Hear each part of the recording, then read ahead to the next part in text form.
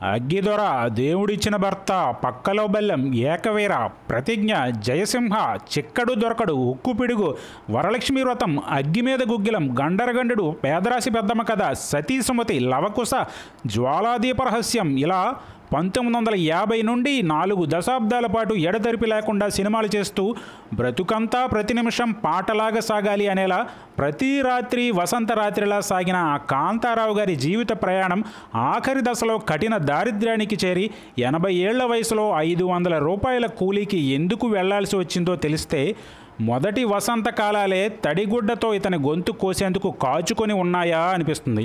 మరి అంత దయనీయమైన స్థితికి కాంతారావు గారు ఎలా వచ్చారు, ఆ సమయంలో కూడా దురదృష్ట దేవత ఎలా ఇతని జీవితంతో ఆడుకుందో ఈ వీడియో ద్వారా తెలుసుకుందాం. ఫ్రెండ్స్, మీరు కనుక మా ఛానల్కి ఫస్ట్ టైం వచ్చినట్లయితే ఒకసారి ఛానల్ విజిట్ చేయండి. ఇలాంటి మరిన్ని ఇంట్రెస్టింగ్ వీడియోస్ ఛానల్ ప్లేలిస్ట్లో ఉన్నాయి, అక్కడి నుంచి చూడగలరు. అలాగే వీడియో కింద డిస్క్రిప్షన్లో కూడా వీడియో లింక్స్ ఇవ్వడం జరిగింది, అక్కడి నుంచి కూడా చూడగలరు. 1950వ సంవత్సరం కాంతారావు గారి సినిమాల్లోకి రావాలని విరివిగా ప్రయత్నాలు చేస్తున్న సమయం. ఆ సమయంలోనే ఇతనికి దొరికిన మిత్రుడు టి కృష్ణ. అసిస్టెంట్ డైరెక్టర్గా పనిచేస్తూ ఉండేవారు ఈయన. టి కృష్ణ అంటే తర్వాత కాలంలో నేటి భారతం, ప్రతిఘటన, దేవాలయం, రేపటి పౌరులు వంటి సెన్సేషనల్ హిట్లు తెరకెక్కించి తనకంటూ ఒక ట్రేడ్ మార్క్ని సంపాదించుకోగలిగారు. ఈయన మరెవరో కాదు, మన హీరో గోపీచంద్ గారి తండ్రి. టి కృష్ణ గారు కాంతారావు గారితో స్నేహం చేస్తూ అతడిని హెచ్ఎం రెడ్డి అనే టాప్ దర్శకునికి పరిచయం చేశారు. ఆ రెడ్డి గారే కాంతారావు గారిలో విషయం ఉందని గ్రహించి తన సినిమాల్లో వరుసగా ప్రోత్సహించారు. అలా మొదలైన కాంతారావు గారి సినీ ప్రయాణం ఎలా ముందుకు సాగిందో చెప్పే ముందు అసలు ఇతను సినిమాల్లోకి రాకముందు ఎవరు అనేది చూస్తే, తెలంగాణ ప్రాంతంలో కోదాడ సమీపంలో గుడిబండ అనే గ్రామంలో ఒక్క సంతానంగా జన్మించారు కాంతారావు. చదువు అంతగా వంట పట్టకపోవడంతో నాటకాల వైపు మొగ్గు కలిగింది. ఆ నాటకాల్లో ఇతని ప్రతిభ పెరుగుతూ ఉన్న సమయంలో సుశీల అనే మహిళతో 1940 అంటే ఇతను జన్మించిన 1922కి 17 సంవత్సరాల తర్వాతే వివాహం జరిగిపోయింది. అలా సినిమాల్లోకి రాకముందే ఇతను ఒక ఇంటివాడయ్యారు. కాంతారావు గారి బ్రతుకు రాజాలాగానే ఉండేది. ఈయన చేసిన రాజుల పాత్రలకు కూడా అంత స్థితి ఉండదేమో. ఏకంగా 550 ఎకరాల భూమిని తాతల ద్వారా ఆర్జించిన గొప్ప భూస్వామి కాంతారావు గారు. ఓ టైంలో వాటికి శిస్తులు కట్టడానికి కాంతారావు తల్లిగారు తలపట్టుకోవాల్సి వచ్చింది. ఆ కోవలోనే చాలా తక్కువ రేటుకే కొంత భూమిని అమ్మేశారు. ఇంకొంత ఆస్తిని ఈయన మేనత్త లాగేసుకున్నారు. అయినా కాంతారావు భూస్వామి, కానీ రాబడే పెద్దగా ఉండేది కాదు. దాంతో ఇతను సహజంగానే నాటకాలు వేసేవారిలో ఉండే అభిలాష మళ్ళీ మద్రాసు ప్రయాణమై అక్కడ టి కృష్ణతో పరిచయం, ఆ పైన దర్శకుల కంట్లో పడటం జరిగింది. అలా హెచ్ఎం రెడ్డి, బి విఠలాచార్య, వేదాంతం రాఘవయ్య, కమలాకర కామేశ్వరరావు, వి మధుసూదన్ రావు, బాపు, ఆదుత్య సుబ్బారావు వంటి ఘనాపాటి దర్శకుల కలంకు పని చెప్పే స్థాయికి వెళ్ళారు కాంతారావు. ఇతనితో సినిమాలు తీసే దర్శకులు ఎలా ఉండేవారంటే, కాంతారావుని అనుకోకముందు ఆయా చిత్రాల్లో ఉండే హీరో పాత్ర లిమిటెడ్గా ఉంటే, కాంతారావుని అనుకున్నాక తమ యాక్షన్ సీన్స్ని మరింతగా పెంచేసి హీరోయిజంలో మరింత హైప్ను తీసుకొచ్చే సీన్స్ రాసుకునేవారు. మరి కత్తి తిప్పటంలో కానీ గుర్రపు స్వారీల్లో కానీ కాంతారావు గారికి ఉన్న ఆ నేర్పరితనమే అందుకు కారణం. ఇతనితో ఎన్టీఆర్ కొన్ని మల్టీ స్టారర్ సినిమాలు చేసేటప్పుడు, బ్రదర్ కాస్త కత్తి చూసుకుని వదిలించండి, మేము మీ స్పీడ్ని అందుకోలేకపోవచ్చు అనేవారు. రాజనాలు అయితే కాంతారావుతో పాటే ఇండస్ట్రీలోకి వచ్చి కాంతారావుకి పర్ఫెక్ట్ విలన్గా కుదిరిపోయారు. వీరిద్దరుగానుంటే ఖచ్చితంగా ఇద్దరి మధ్య ఉత్కంఠభరితమైన కత్తి యుద్ధం ఉండాల్సిందే. ఓ టైంలో కాంతారావు జానపద చిత్రాల్లో కత్తి యుద్ధం వచ్చే సీన్కి ఆడియన్స్ థియేటర్లోకి ఎంటర్ అయ్యి యుద్ధం అయిపోగానే టీ సిగరెట్ల పేరుతో బయటికి వెళ్ళిపోయేవారు. అంతలా కత్తిని చేయని కత్తిలా కళ్ళు మిరుమిట్లు గొలిపే విన్యాసాలతో వీరోచితమైన వేగంతో తెర చిరిగిపోద్ది అనేలా జలుపించి విదిలిస్తే ఎక్కడా కత్తి మీదకు వస్తుందో అని ఆడియన్స్ రోమాలు నెక్కపొడిచి చూసేలా చేసి కత్తి వీరుడు అనిపించుకున్నారు మన కాంతారావు. మరి జానపద చిత్రాల్లో కత్తి వీరుడు అనిపించుకుంటే పలు పౌరాణిక చిత్రాల్లో నారదుడు కూడా అనిపించుకున్నారు.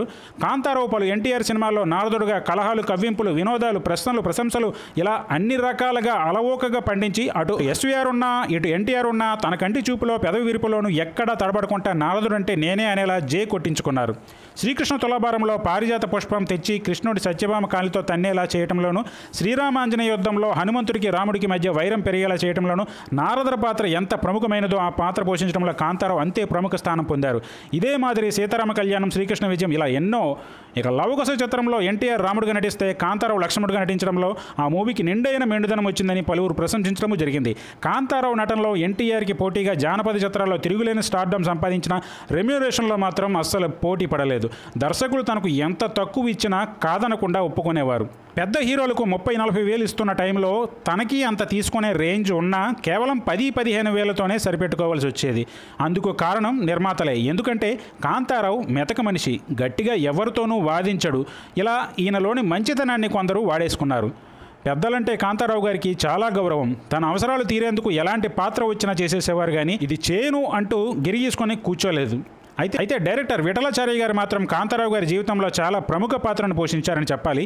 అతను తీసిన పలు సోషియో ఫ్యాంటసీ చిత్రాల్లో ఇతన్ని హీరోగా పెట్టి పలు సూపర్ హిట్స్ తీసి తెరకెక్కించారు. ఇలా 1960, 1970లో అలు పెరిగాక హీరోగా 100కు పైగా చిత్రాల్లో నటించిన కాంతారావు వచ్చిన ప్రతి పాత్రను జడ్జిమెంట్ చేయకుండా ఒప్పేసుకుంటూ రావడంతో వరుస పరాజయాలు చూసి స్టార్డమ్ తగ్గించుకోవాల్సి వచ్చింది.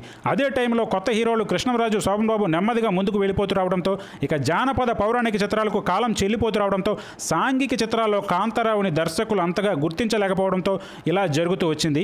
అయితే సాంఘిక చిత్రాల్లో కాంతారావు సాఫ్ట్ విలన్గా బాగా సూట్ అయ్యారని చెప్పాలి. ఏదైతేనా జోనర్ మారాక ఇతని స్టార్డమ్ కూడా మారినట్లే అనిపించింది. అయితే అప్పటి వరకు సంపాదించాల్సిందంతా సంపాదించినా, కట్టాలనుకున్న ఇంద్రభవనం లాంటి ఇల్లు కట్టేసినా అదంతా ఎంతో కాలం నిలవలేదు. తను చేసిన తప్పిదంతో చివరికి నిలువ నీడ లేకుండా చేసుకున్నారు. 1969 నుండి 1974 మధ్యలో 4-5 చిత్రాలు నిర్మించి తీవ్రంగా నష్టాల ఊబిలో కూరుకుపోయారు.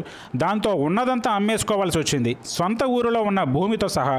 అలాంటి స్థితిలో మద్రాసులో ఉన్న తన ఇంటిని చూసుకుంటూ అక్కడే తన వాళ్ళైన రెండవ భార్య, పిల్లలతో సంతృప్తిగా గడిపేద్దామనుకున్నారు. కానీ విధి అలా కూడా ఈయన ఉండనివ్వలేదు. హీరోయిన్ వాణిశ్రీ ఓ రోజు కాంతారావు గారి ఇంటికి వచ్చి, ఓ కథ విన్నాను, మీరు తీస్తే బాగుంటుంది, నాకు రెమ్యూనరేషన్ పెద్దగా అవసరం లేదు, ఖచ్చితంగా సినిమా మంచి విజయం సాధిస్తుందంటూ చెప్పారు.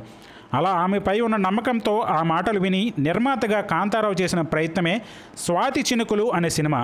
ఆ మూవీ సీరియల్కి ఎక్కువ అన్నట్లు రిజల్ట్ ఇచ్చి పూర్తిగా కాంతారావు ఆస్తిని తుడిచిపెట్టేసింది. లక్షల అప్పు నెత్తి మీద పడేసింది. దాంతో చేసేది లేక తను ప్రాణంగా చూసుకుంటున్న 2000 గజాల ఇంటిని అమ్మేసుకున్నారు.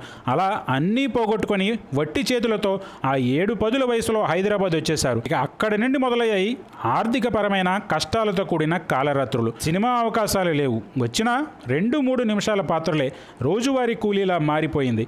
ఆఖరికి టీవీ సీరియల్స్లో రోజుకి 500 రూపాయలకి పని చేయాల్సిన పరిస్థితి. అలా 80 ఏళ్ల వయసు వచ్చి కష్టపడడానికి దేహం ఏమాత్రం సహకరించకుండా ఉదయాన్నే చెప్పులు తొడిగి రాత్రి కానీ ఇంటికి వచ్చి ఆ చెప్పులు విడవలేని పరిస్థితికి వచ్చారు. అజరామరమైన కీర్తితో ఆ టైంలో ప్రతి రాత్రి వసంతరాత్రి అన్నట్లు దేదీప్యమానంగా ఒక వెలుగు వెలిగిన కాంతారావు గారు ఆఖరి రోజుల్లో తన బ్లాక్ అండ్ వైట్ సినిమాల మాదిరిగానే జీవితంలో కళాకాంతులు లేకుండా గడపాల్సి రావటం నిజంగా దురదృష్టకరం. ఈయనకి 5 సంతానం, 4 కొడుకులు, 1 కూతురు. వారందరినీ తను మంచి పొజిషన్లో ఉన్నప్పుడే చక్కగా చదివించేశారు. అయితే ఈయన కుమారులు చిన్న చిన్న జాబ్స్లో సెటిల్ అయ్యారే కానీ ఎవ్వరూ ఇండస్ట్రీలో రాలేదు. వచ్చి ఉంటే పరిస్థితి కొంత బాగుండేదేమో. అలా కాంతారావు గారు 80 ఏళ్ల వయసులో ఏదోలా పోరాడి నెట్టుకొచ్చిన ఆఖరికి 2009లో క్యాన్సర్ కూడా సోకడంతో, ఇక నా వల్ల కాదు, ఇంతకు మించి యుద్ధం చేసే ఓపిక నాకు లేదు, కత్తి యుద్ధంలో గెలిచానే కానీ ఈ పేదరికం అనే యుద్ధంలో ఓడిపోతున్నానే, 400కు పైగా సినిమాలు చేసి ఎంతో వైభోగం చూసిన తాను ఈ పరాభవంని ఇంక మోయలేను అంటూ నెమ్మదిగా కళ్ళు వాల్చేశారు.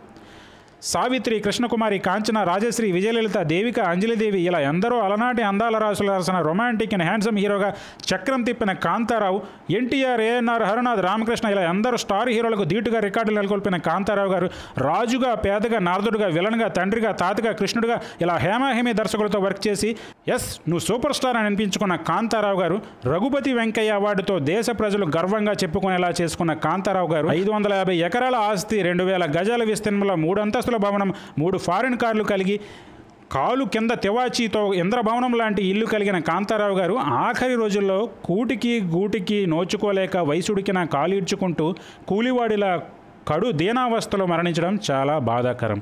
మరి ఇదండి ఇవాళ వీడియో. ఈ వీడియో మీకు నచ్చితే లైక్ చేయండి, షేర్ చేయండి, కమెంట్ చేయండి. అలాగే ఛానల్ సబ్స్క్రైబ్ చేసుకోండి. మరో ఇంట్రెస్టింగ్ వీడియోతో మళ్ళీ కలుద్దాం.